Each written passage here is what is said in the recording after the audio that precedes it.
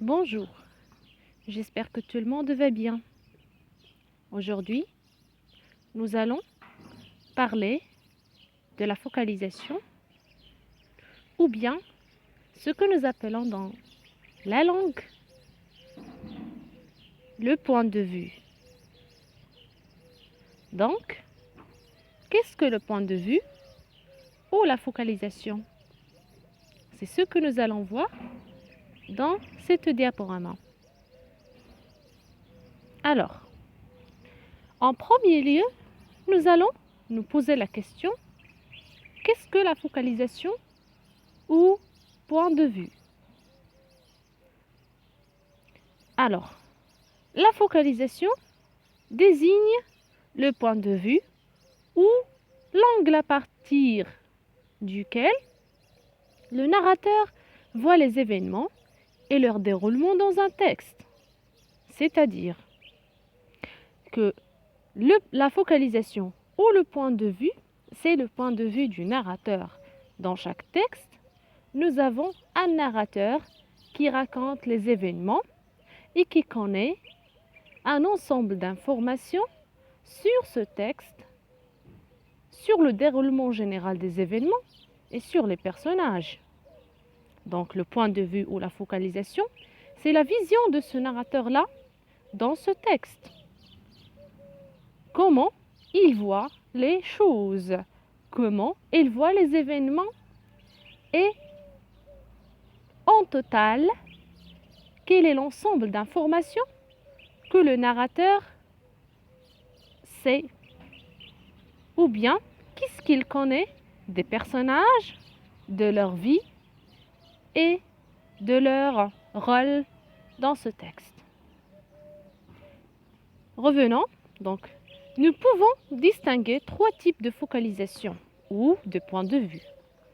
Il y a la focalisation zéro, il y a également la focalisation interne et la focalisation externe.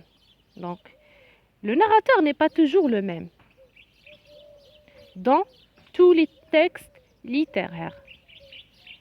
Alors, les spécialistes de la narration, ou bien ce que nous appelons la narratologie, ont donc décelé et pu distinguer 10 types de narrateurs selon leur vision vis-à-vis des événements dans les textes. Il y a des narrateurs qui savent tout, il y a des narrateurs qui savent probablement, il y a des narrateurs qui savent moins. Premièrement, la focalisation zéro. Alors, qu'est-ce que la focalisation zéro? Je vais vous donner un exemple que je vais lire. Et cet exemple-là, nous allons l'analyser ensemble.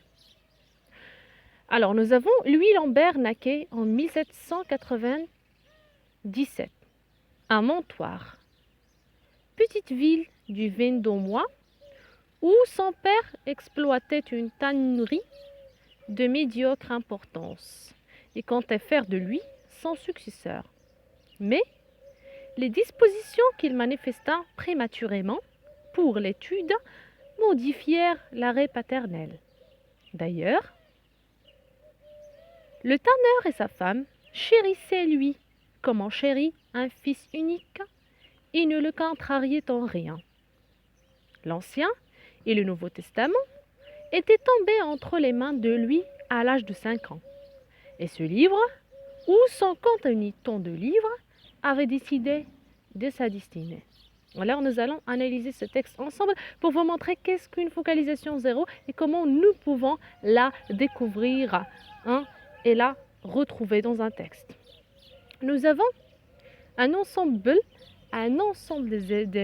d'informations que nous devons souligner. Donc, Louis Lambert naquit en 1797 à Montoire. Alors ici, c'est le narrateur qui parle. Il parle de qui? Il parle d'un personnage qui s'appelle Louis Lambert. Alors, Louis Lambert naquit, c'est-à-dire il était né. Dans quel lieu? À Montoire.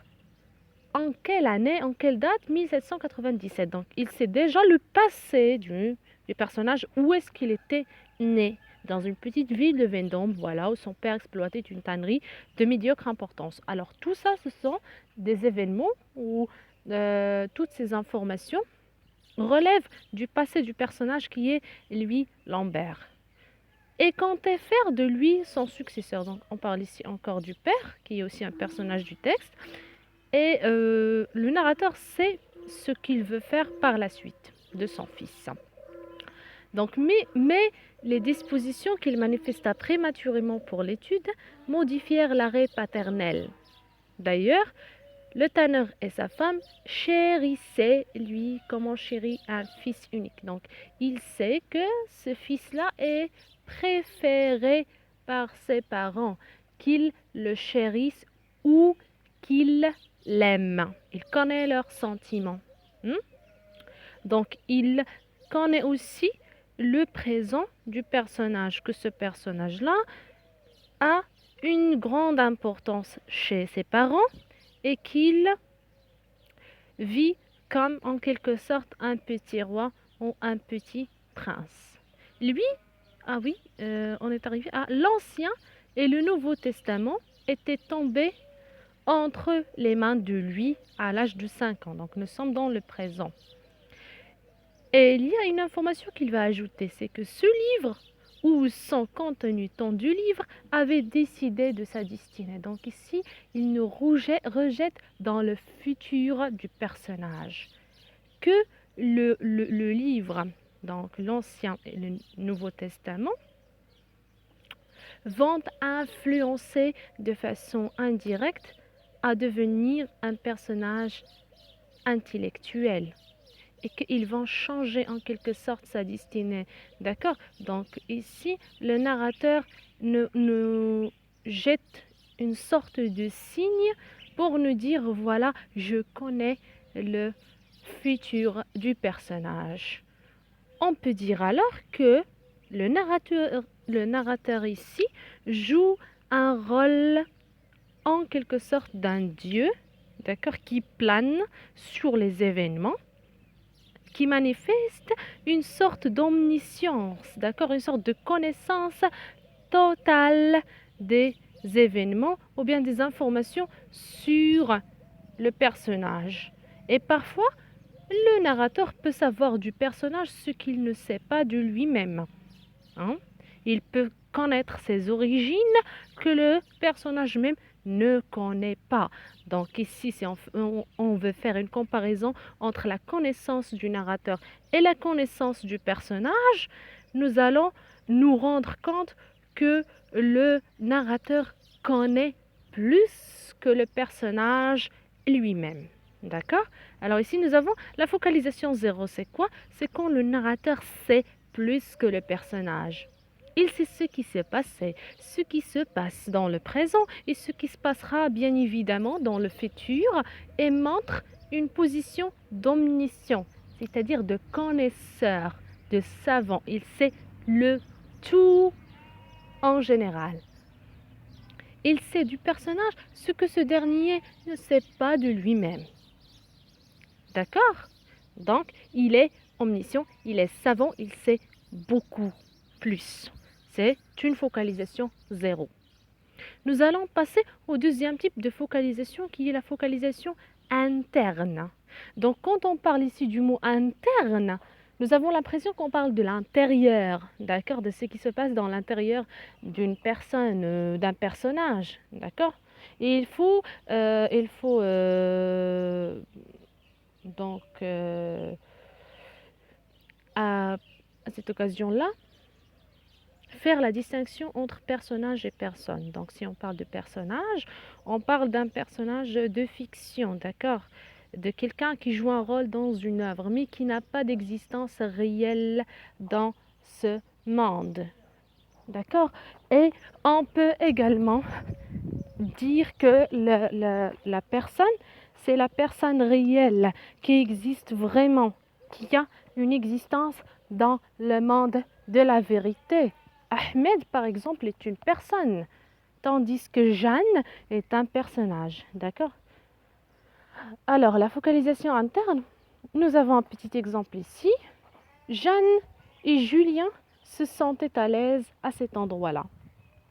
Le bonheur d'avoir retrouvé l'un l'autre les submergea. Ils se regardaient longtemps, se rappelant de leurs souvenirs ensemble. Nous allons voir la différence entre cet exemple et l'exemple que nous avons vu au préalable avec la focalisation 0. Ok? Donc, nous avons ici Jeanne et Julien qui sont des personnages, se sentaient à l'aise à cet endroit-là. Voilà, nous allons, ou bien nous avons déjà souligné ces mots-là. Se sentaient à l'aise à cet endroit-là. Le bonheur d'avoir retrouvé l'un l'autre les submergea, et se regardaient longtemps, se rappelant de leurs souvenirs ensemble. Nous avons un personnage, plutôt un narrateur qui parle d'un ensemble de personnages qui sont Jeanne et Julien. Que connaît le narrateur de ces personnages? Il voit ce que ces personnages voient, d'accord? Entend ce qu'ils entendent, bien sûr.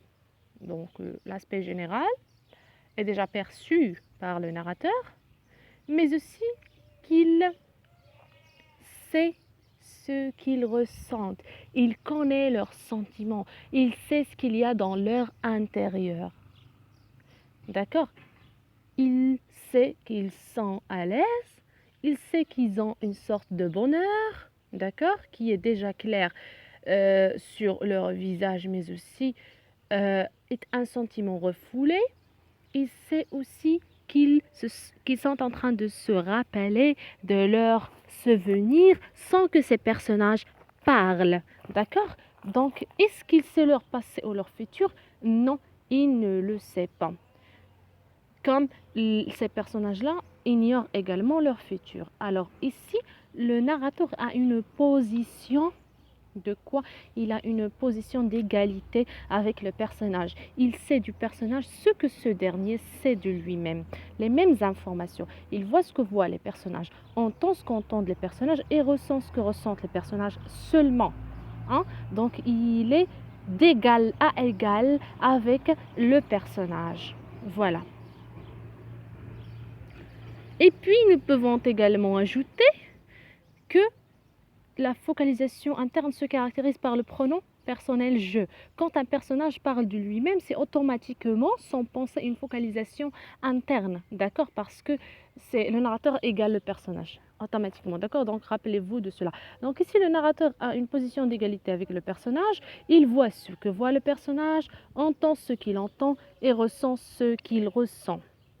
Nous avons des verbes comme voir, entendre et sentir, des verbes de perception et des verbes de sentiment. Voilà, j'espère bien que vous avez compris. Nous allons passer maintenant à la focalisation externe. Nous avons un exemple ici. Dans les premiers jours du mois d'octobre 1815, 1 heure environ avant le coucher du soleil, un homme qui voyageait à pied entrait dans la petite ville de Digne. Les rares habitants qui se trouvaient en ce moment à leurs fenêtres ou sur le seuil de leur maison regardaient ce voyageur. Et voilà, nous avons également souligné quelques signes qui montrent la focalisation externe. Donc, externe ici, c'est par rapport à l'extérieur. Et je pense que vous avez déjà compris externe, c'est quoi? C'est-à-dire tout ce qui est de l'extérieur, tout ce qui est du dehors du personnage. Dans les premiers jours du mois d'octobre 1815, 1 heure environ avant le coucher du soleil, nous avons souligné ici un homme qui voyageait à pied. Donc, ici, nous faisons recours à la description visuelle.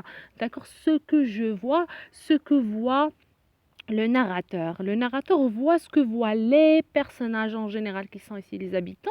Il voit ce que voit aussi le lecteur et découvre les faits dans le même rang ou suivant le même rang que le lecteur, en même temps que le lecteur. Donc, il voit seulement ce que voit le lecteur. Entrer dans la petite ville de Digne, les rares habitants, donc que voient les habitants qui se trouvaient en ce moment-là à leur fenêtre ou sur le seuil de leur maison, regardaient ce voyageur. Donc, ils le regardaient seulement. Ici, ou dans ce texte, priment les verbes de perception, voir, d'accord? Donc, ou bien regarder, un verbe de perception, et nous avons peu d'informations sur le personnage, Cela veut dire que le narrateur connaît moins que le personnage. D'accord? Il ne sait rien de cet homme. Il ne sait pas ce qu'il ressent. Il ne connaît ni son passé, ni son présent, ni son futur. D'accord? Donc, il a une position en quelque sorte de faiblesse par rapport au personnage. Donc, ici, le narrateur connaît moins que le personnage. Il voit seulement ce que voit le personnage et entend ce qu'il entend tout simplement. Ce qu'il entend plutôt. Le narrateur découvre les événements en même temps que le personnage. En effet, il sait moins que le personnage lui-même. Il voit ce que voit le personnage et entend ce qu'il entend. Alors, nous avons ici l'emploi des verbes de perception comme voir, regarder, d'accord, entendre, hein, percevoir. Si vous trouvez ces verbes dans un texte, sans faire recours à des verbes de sentiment, de sensation, de sensibilité, il s'agit automatiquement de la focalisation externe où le narrateur connaît moins que le personnage. J'espère que vous avez bien donc compris la totalité de la focalisation. J'ai essayé donc de simplifier ce cours et merci à vous d'avoir suivi. À bientôt.